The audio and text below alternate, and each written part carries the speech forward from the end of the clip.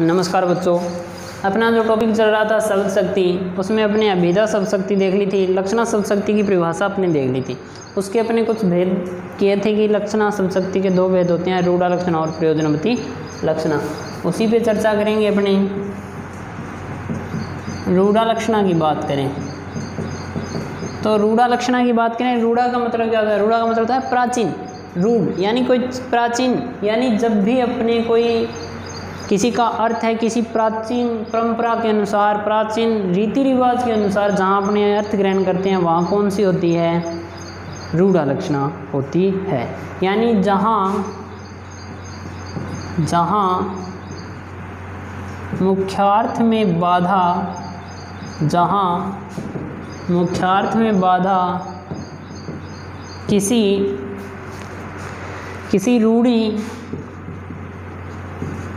रूढ़ी या प्राचीन परंपरा के कारण आए, वहाँ कौन सी होती है? रूढ़ा लक्षणा होती है। इसमें मुख्य रूप से क्या रहते हैं? मुहावरे वह लोकोक्ति। मुहावरे वह लोकोक्ति इसमें मुख्य रूप से रहती है, जिसे अपने क्या कह सकते हैं? कहावतें कह सकते हैं। ये रूढ़ा लक्षणा के अंदर आते हैं। जैसे भारतीय सेना ने पाकिस्तानी सेना के दांत कटे कर दिए।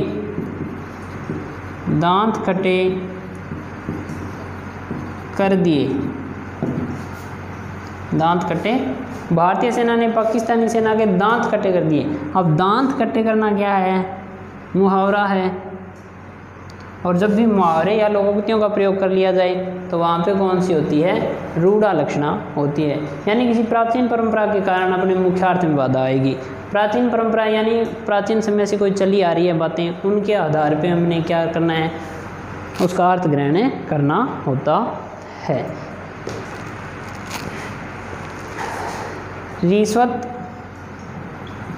रिश्वत लेते पकड़े जाने पर मोहन पानी पानी हो गया।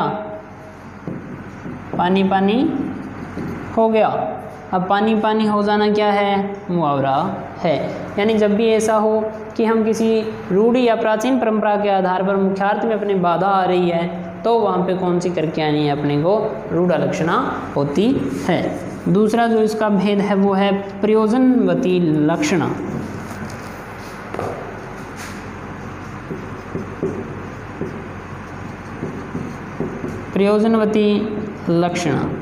प्रयोजनवती लक्षणा की बात करें तो जहाँ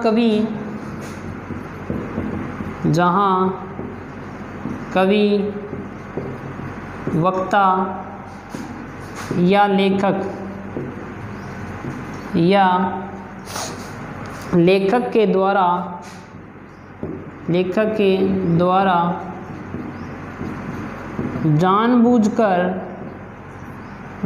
द्वारा जानबूझकर उद्देश्य पूर्ति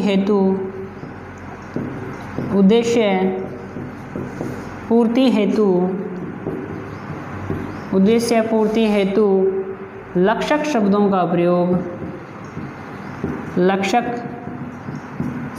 का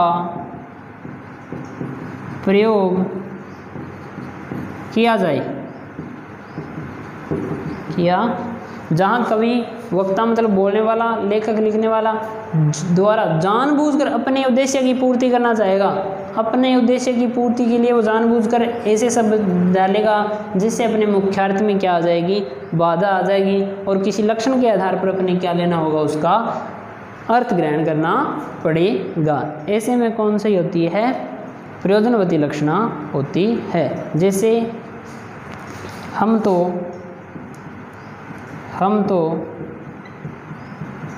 गंगावासी हैं, हम तो गंगावासी हैं। लाल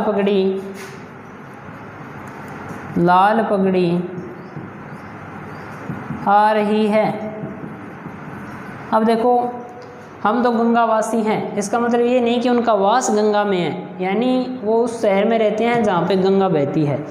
लाल पगड़ी आ रही है, इसका मतलब लाल पगड़ी पहने कोई व्यक्ति आ रहा है। ये क्या है?